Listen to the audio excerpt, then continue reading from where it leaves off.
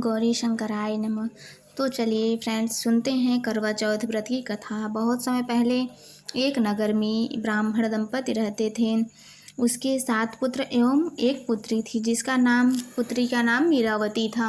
वो बहुत ही सुंदर, संस्कारी और गुणवती थी और सभी की लाडली थी। सातों भाई उसे प्राणों से अधिक प्यार करते थे और माँ बाप तो उस पे जान छिड़कते थे।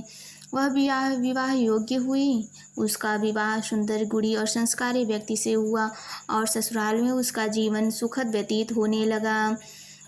उसका पति भी उसे अत्यंत प्रेम करता था। विवाह के पश्चात पहली बार जब करवा चौथ का पर्व आया तो मीरावती ने भी अन्य सुहागिनों की तरह यह व्रत रखने का निश्चय किया। वह अपने मायके चली आई ताकि वह अपने भाइयों और परिवार के साथ यह व्रत कर सके। सुबह जल्दी उठी और स्नान किया। माँ पार्वती का ध्यान करती हुई वह व्रत का संकल्प लिया और मैं यह व्रत अपने पति के दीर्घायु के लिए कर रही हूँ। जब तक चंद्रमा नहीं निकलेगा मैं अन्न जल ग्रहण नहीं करूँगी। पूरा दिन बीत गया और सूरज ढलने लगा पर मीरावती ने कुछ नहीं खाया। दिन भर व्रत के कारण उसे बहुत भूख और प्यास लगने लगी और वह बार बार बेहोश होने लगी।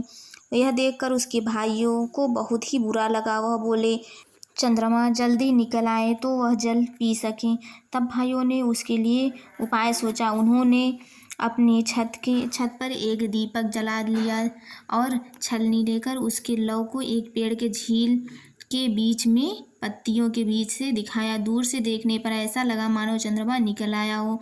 भाइयों ने नीचे आकर कहा, दीदी देखो चंद्रमा निकल आया है, अब तुम अर्घ दो और व्रत का पारण कर लो। थकी हुई मीरावती ने सोचा सच में चांद निकल आया है। वह तुरंत पूजा की थाली लेकर बाहर आ गई। चलने से चांद को देखा, फिर पति की तस्वीर को देखा, फिर पति की दीर्घायु का संकल्प लेकर जल पी लिया। जैसे ही उसने पहला घूंट लिया वैसे ही अपनी हृदय से झटका साला महसूस हुआ। उसके हृदय में अचानक एक दासी दौड़ती हुई आई और बोली, राजकुमारी आपके पति बीमार पड़ गए हैं। मीरावती स्तब्ध रह गई। वह तुरंत ससुराल की ओर दौड़ी।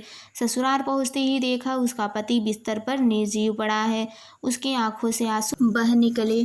उसने रोते हुए कहा, हे माँ पार्वती, मैंने ऐसा क्या पाप किया है जो मेरे सुहाग की रक्षा नहीं हो सकी। तभी आकाशवाणी हुई, हे मीरावती, यह तेरे भाइयों का छल था। तूने चंद्रमा के निकलने से पहले व्रत को तोड़ लिया। यह तेरे पति के मृत्यु का कारण बना। मीरावती को अपने भूल का एहसास हुआ। वह अपने पति के शव के पास बैठी रही और दृढ़ निश्चय किया अब वह वर्ष भर प्रतिदिन उपवास रखेगी और माता पार्वती की आराधना करेगी। जब तक उसका पति जीवित नहीं हो सकेगा वह विश्राम नहीं करेगी।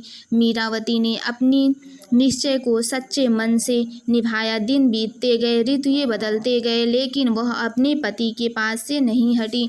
हर दिन वह माता पार्वती का स्मरण करती। मीरावती ने अपने व्रत की प्रतिज्ञा निभाते हुए 1 वर्ष तक कठोर तप किया। वह रोज स्नान कर स्वच्छ वस्त्र धारण कर माता पार्वती का स्मरण कर उनसे प्रार्थना करती है, हे जगमाता पार्वती, मैंने अज्ञानवश व्रत तोड़ा है।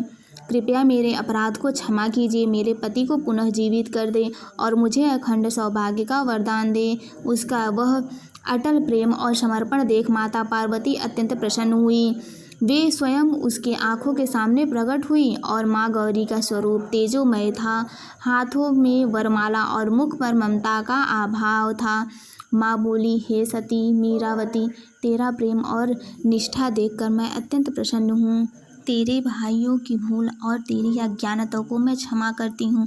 अब तेरा पति पुनः जीवित होगा, परंतु अब याद रख, आगे व्रत पूर्ण नियम और श्रद्धा से करना। यह कहकर माँ पार्वती ने मीरावती के पति को पुनः जीवित कर दिया। मीरावती ने अपने पति के जीवित देखकर आंखों में आंसू आनंद के भर आए। उसने माता पार्वती को प्रणाम कर कहा, माँ, आज से यह व्रत मेरे जीवन का सबसे बड़ा उत्सव होगा। उस दिन से मीरावती ने हर वर्ष करवा चौथ का व्रत करना प्रारंभ कर दिया। उसकी यह कथा पूरे राज्य और नगर में प्रसिद्ध हो गई। हर सुहागिन स्त्री ने यह व्रत करना प्रारंभ कर दिया। मीरावती ने शंकर और माँ पार्वती की पूजा की और उसके पति की दीर्घायु हुई। वह व्रत पति की लंबी उम्र और घर में सुख समृद्धि के लिए किया जाता है। यह व्रत जो सुहागन स्त्री श्रद्धापूर्वक और नियम पूर्वक करेंगी, उसके पति की लंबी आयु होगी और अत्यंत घर में सुख समृद्धि बना रहेगा।